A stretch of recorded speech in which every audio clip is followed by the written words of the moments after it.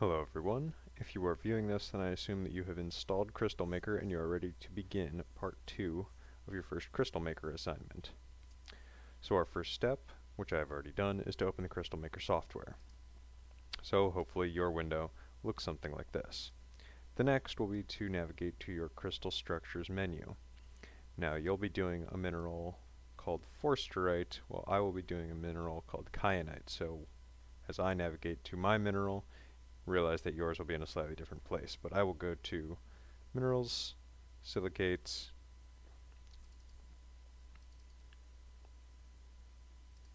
orthosilicates, Al2SiO5 polymorphs, and then open kyanite just by double clicking. So now you should be viewing the default CrystalMaker display for your mineral. So now that we've done that, we'll go to the assignment and see what needs to happen next. We're now going to change the model type. Right now we're viewing the crystal in what's called polyhedral view. We want to view it next in ball and stick model. So you'll go to the model menu up in the top ribbon here and click ball and stick. Now this might look familiar to some of you. You'll see atoms represented as spheres and bonds represented as sticks. So ball and stick. Alright, the next part of the assignment we're going to talk about how to capture your viewing screen. Now what's important here is you could take a screenshot using your normal either Windows or Mac, whatever, screenshot function, but CrystalMaker has a useful feature which allows us to capture this whole window, and also this in the bottom left here, these axes. As you might notice, it allows everybody to know which orientation we're looking at the mineral in. So to do that, following the instructions, we will go to the edit to the toolbar, choose edit, and then copy graphics. So I'll do that, edit, copy graphics. This window pops up. You can change these values, but I'd recommend keeping them because this will default to just grab the whole thing, everything we want. So when we click copy, we go back to our assignment page and scroll down to task 1. This is asking to view the crystal using the ball and stick model, and you want to replace this image with the graphics that you just copied. So you'll just click and then paste however you do that on your machine. For me, I'm on a Windows machine, so I use Control V. And there it is. Next, we will do the same thing, but using the polyhedral model, the model that we had originally. So we go back up to the top, model, polyhedral, and then you can use edit, copy graphics, or as you can see there's a keyboard command here for Control G. So I'll demonstrate that as well. Control G, copy. Now it's in my clipboard. I go back to the assignment page, click the image I want to replace, and paste. And it's done. So that's task 1 out of the way. Now we're going to talk about different ways to view the crystal. As you've seen me doing, you can swivel the crystal in any orientation you want. Get a look at it in any way that you'd like. But there are very specific orientations that we want to use. So we can go up here to the ribbon and click the View button, and then click A. So now we are looking down the A-axis, or the X-axis. You can see looking directly down the X-axis based on the axis in the bottom left. And we can do the same thing looking down the B, or the Y-axis, or the C, or the Z-axis. Our next task is to take an image of our crystal viewed along the A-axis, which is what I have here. So I'm going to hit Control G, copy graphics, go back to the assignment page, Control V, there's my image. Now we're just going to do the same thing along the B, Control G, copy graphics, replace, and finally the C-axis, or the Z-axis, as it's labeled down here. Control G, copy, and paste. Done. That's task 2. Okay, now we're going to go back to the ball and stick model, and we're we're going to have some fun playing around with the different colors of these atoms. You can see the oxygens are red, the aluminums in my case are this light blue, and the silica are dark blue. If you're unsure of what atoms are which, you can see over here on the right there's this sidebar that demonstrates what each atom is being colored as. Now if you don't have this sidebar on your window, up in the top right where my mouse is, you can show or hide the sidebar. So now all we want you to do is change these colors to something that's interesting to you. Maybe I like my oxygens as purple. But now everything kind of looks the same, so I want the aluminums to be dark green. Why not? And just to do it, silicons can be orange. It's kind of yellow-orange. Okay, now I have an ugly crystal, but it's my own, and I love it. So I'm going to take a look at the next assignment, and all it asks is the crystal in ball and stick model with the default atom colors changed, which I've done. So Control G, copy, replace. Easy as that. Alright, so we're going to stay in ball and stick model, but just want to talk about a few other viewing options. So it may be somewhat difficult to see, so I'll zoom in slightly, but in the center of my crystal is this kind of white outline of a polyhedron, a kind of shape in there. This is what is known as the unit cell. We'll talk about this in more detail later, and hopefully you've heard about this from Dr. Macros. But in any case, this outline is describing one unit cell. And if you find it distracting or you just kind of don't want it there, you can turn it off with this button up in the top ribbon. Click it again, the box comes back, off, on, you get the idea. Okay, so I also mentioned, or when I was talking about changing the colors of the atoms, if you don't know who is who, you can also really be sure of what you're talking about by turning labels on. So up here in the ribbon, there's a labels button. We can click that. Now everybody has a label. I'll zoom in again. So you can see oxygens are labeled with O's, silicons are labeled with SI's, aluminums are labeled with AL's. So this is just another way for you to get familiar with your crystal and know exactly what atoms you're talking about. Okay, so now we've had a look at the labels. And you've been seeing me zoom in and out, and you can do this in a couple different ways, but the way to do it using the toolbar, which is this menu here. Also, if you've lost that menu, in the top left, there's a tools button. You click it on and off. Does the same, it comes on and off. Nothing surprising there. But anyway, if you want to zoom in, you use the spyglass with the plus sign where my mouse is. And if you want to zoom out, use the spyglass with the minus sign. So we can zoom in, zoom in, zoom in, zoom in. And you can either hold it, click it each time, whatever makes the most sense for you. You can also, if you have a mouse with a scroll wheel and are on a Windows machine, hold Control and scroll your wheel, and you move in and out. I'm sure Mac has the same feature if you have a scroll wheel on your mouse holding a button, and trackpads might be able to do the same, but honestly, I'm unsure of that right now. Anyway, zooming in and out using the toolbar, easy as that. And now let's say you're way zoomed in and you don't feel like holding the zoom out button to get all the way back out. There's a button right where my mouse is, right above the spyglass with the minus sign, that zooms to the full extent of the crystal.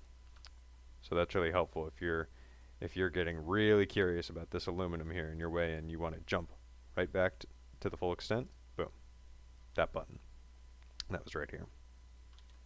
Okay, so that was just some kind of tools of the trade, stuff that'll make it more useful in the future when we're using CrystalMaker. So now we're going to talk about customizing the polyhedron. Just like we customize the colors of our ball and stick model, we can customize the different kinds of polyhedron that are displayed. So first things first, we got to change to the polyhedral model. So back up to Model, Polyhedral. Okay, so you can see the colors have changed since I changed the colors of the atoms, but what we can also do is change the actual physical polyhedron that are being used. You can see the silicons are represented by these pyramids, and then the aluminums are represented by these like octahedral double pyramids. So to change that, we'll go to, let's make sure we're reading our instructions, model, and model inspector. So model, model inspector. There's also a keyboard command, or you can use this small I right here. I'll demonstrate what I mean by that. This small I up in the top right, click it, goes on and off. This is a very useful menu, so I would get used to knowing how to open this. So you can see in this menu, which if it doesn't default to this, you want to click on the far left here, this icon with the sphere and the pyramid.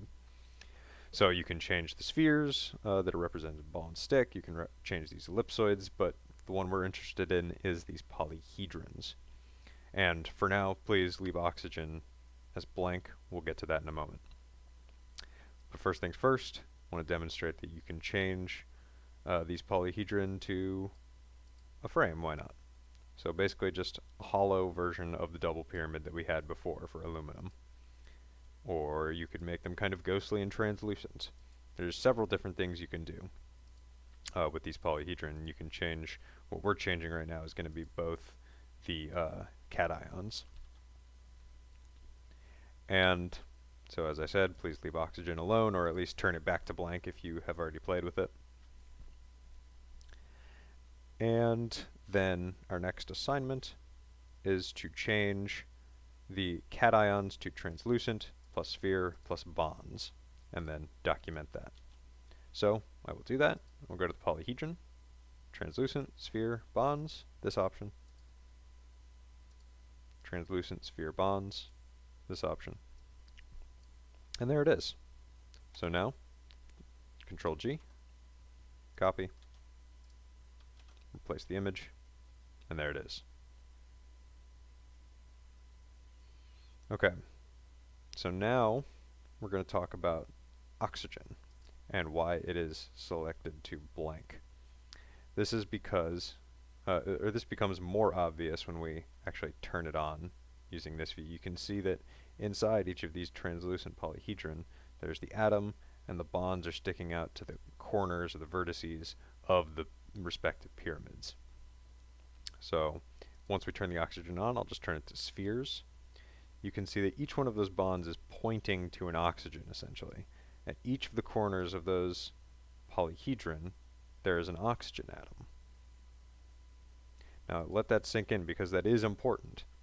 At the corners of each of those vertices, there's an oxygen atom. So if we leave that blank, keeping that in mind, we now just understand, as mineralogists, we know, oh, there's an oxygen there, there's an oxygen there, there's an oxygen, and you don't need to have a big sphere taking up space. It's much more clean and still communicates the same information to have oxygen set as blank once you understand that. But for our assignment, we want the polyhedral model with the oxygen atoms displayed, so we'll do that. We'll go in here, I'll turn it to spheres, Control G, copy, paste. Okay, that's task 5. So now we're going to talk about setting the viewing range. So first we're going to navigate to the transform and set range menu. So transform up in the top here. And set range, or Control R for a Windows machine. Just follow the keyboard command if you'd like. And it brings up this plot range menu. Let me get rid of my atoms. And so the next thing we're going to do here is expand our crystal. So I'm going to set my model back to ball and stick. You'll notice that some of these atoms, when we're viewing this in ball and stick, are just kind of hanging out in free space. This oxygen is just chilling. Nobody's bonded to it, and that may be a little confusing to you, and understandably. Because, and the reason for that is we're only viewing a certain extent of the crystal right now. This is more than a unit cell, but it's only, a little bit more. There is more to see if we expand our crystal. And what this expand button does is expand the extent of the crystal by 10% in each spatial direction. So along the X, Y, and Z, when I click expand, it will grow 10% in each of those directions.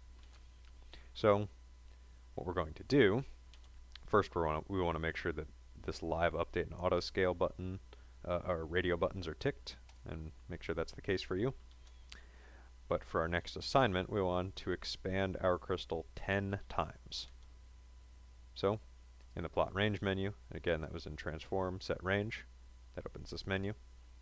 You go to expand and start clicking 10 times. 1, 2, 3, 4, 5, 6, 7, 8, 9, 10.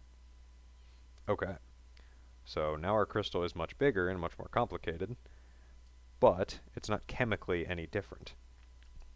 Something that's interesting is you should play around with these views once you start expanding your crystal, because you can see some really interesting symmetries start to show up looking down the different axes.